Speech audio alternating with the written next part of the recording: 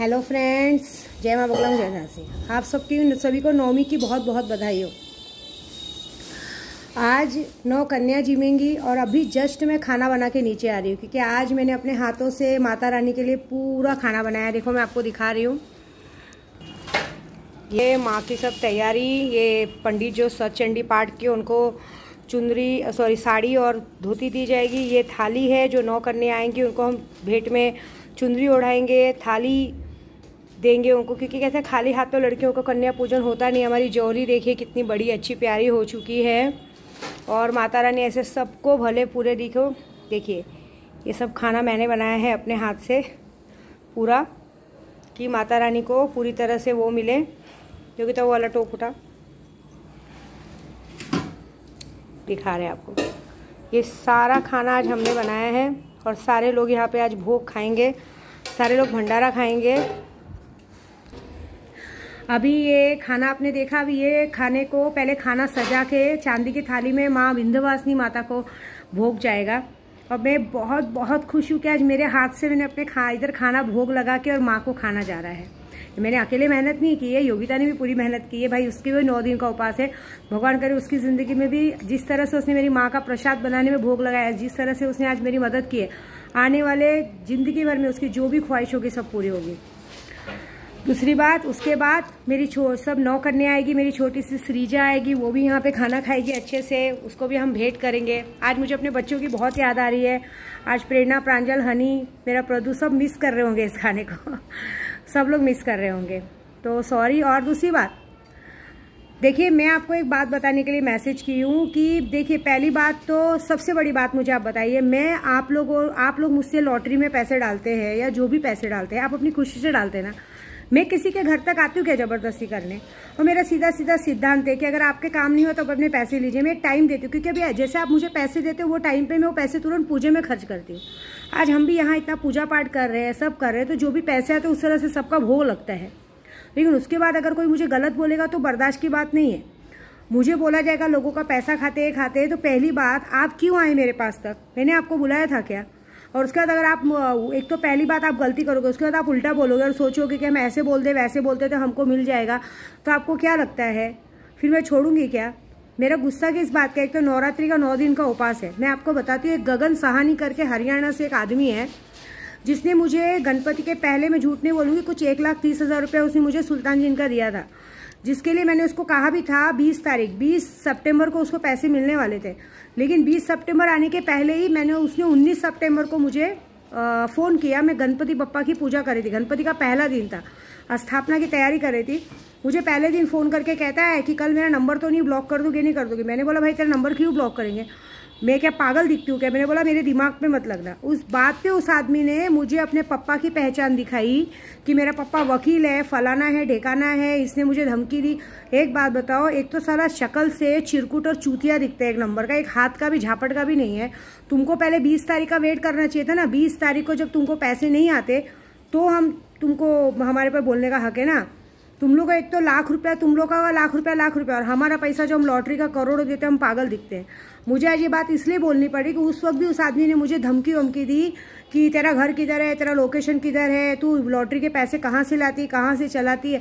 अरे मैं कहीं से भी चलाती हूँ, कहीं भी कुछ करती हूँ, क्या करेगा? मैं क्या बोली, तू आ जा पुलिस के सामने चल, मैं वही पैसे तुझे पुलिस के सामने देती हूँ। क्योंकि उसने मुझे इतने अशब्द बोले, मतलब ये हरियाणवी होते हैं, इनके मुंह में अभी मेरे पास पूरा स्क्रीनशॉट पड़ा है। वो स्क्रीनशॉट में एक तो आप लोग पहले काम देते समय माँ करके बात करते हो, बहन करके बात करते हो, और उसके बाद जरा सा भी, और जिस दिन टाइम दे उस दिन तक रुकोगे भी, उसके आगे अगर अशब्द वापरोगे तो आपको क्या लगता है विद्या देवी इतने हल्के में है क्या? और मैंने कब धमकी दी? मैंने कहा कि मेरे दिमाग पे मत लगना, और तुम्हारे में दम है तो तुम आओ ना।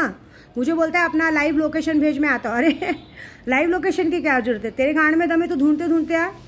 तो मैं तो सीधी बात बोल रही हूँ, ये जहाँ पे भी तुम बंदे हो, तुमने, क्योंकि आज उसके बाद इस बंदे ने मेरा नंबर ब्लॉक कर दिया। नंबर ब्लॉक करने के बाद उसका आता पता नहीं। मैंने सीधा बोला, देखो भाई, अगर आप मुझे गाली दोगे और मेरी इज्जत पे हमला करोगे तो सीधी बात है, फिर आपको मेरे सामने आना पड़ेगा। फिर मेरे सामने आना पड़ेगा, मैंने पहले ही बोला। फिर वो बात तो पुलिस स्टेशन में होगी। क्योंकि मैं आप लोगों के घर तक नहीं आती हूँ।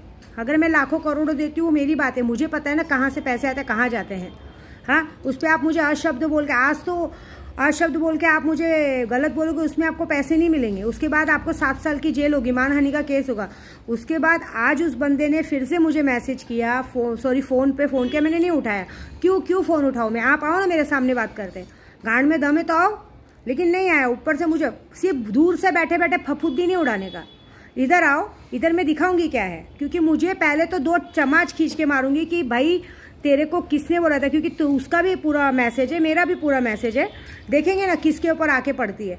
तो मैं पहले आप सबको बोलती हूँ, ऐसी गलती कोई भी मत कीजिए इनके जैसी, क्योंकि आप लोगों को काम आप लोग करवाते हो। हम लोग आपका काम नहीं हुआ तो हम आपके पैसे रिटर्न करते हैं। मेरे में दम है करने का, लेकिन जो टाइम दे टाइम तक रुकना चाहिए। उसके बाद अगर आप मुझे अपने बाप की धमकी दोगे, वकील था, फलाना था, ढेकाना था, तो एक बात बताओ, ऐसे वकील और ऐसे लोग ना हमारे घर के कुत्ते हैं।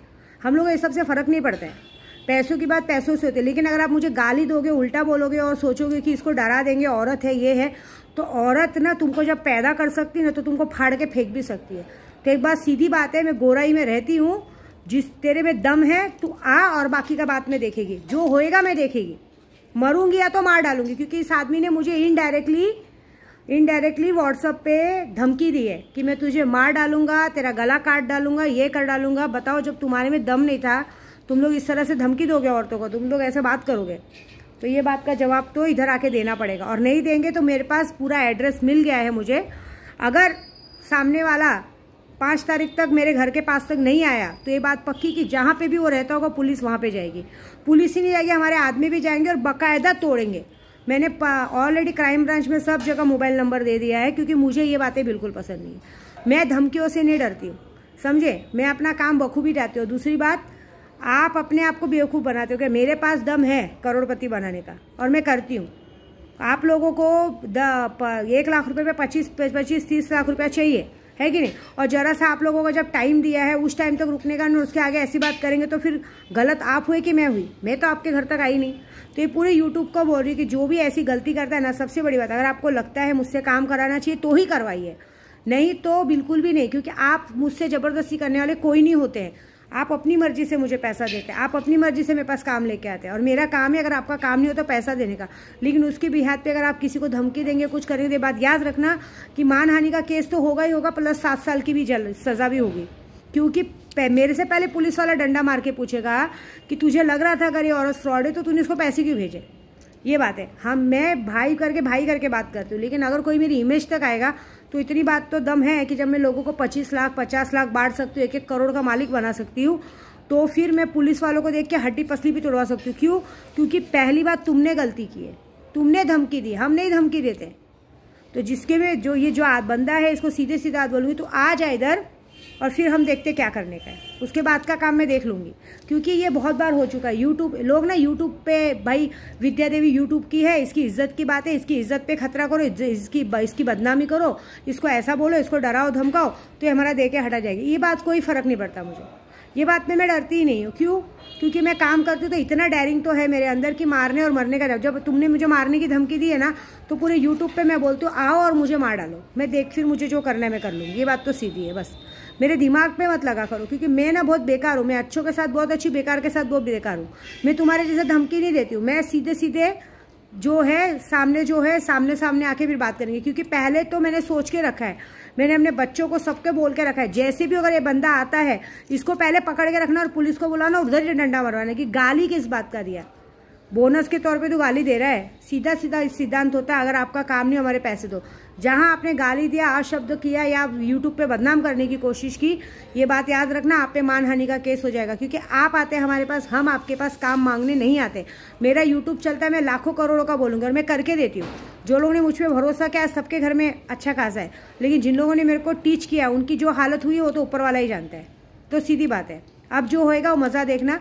क्योंकि अब ये बात तो मुझे पहुंचा नहीं, और ये बात खुला बोल रही हूँ, अगर 5 तारीख तक ये बंदा जो भी तू मुझे बोल रहा था, अगर तुम 5 तारीख तक बॉम्बे में टच नहीं हुआ तो यहाँ से पुलिस जाएगी तुझे, जहाँ पे भी तू रहता रहेगा वहाँ तुझे लेने जाएगी। ये मेरा वादा है तुझे। बस जय माता दी।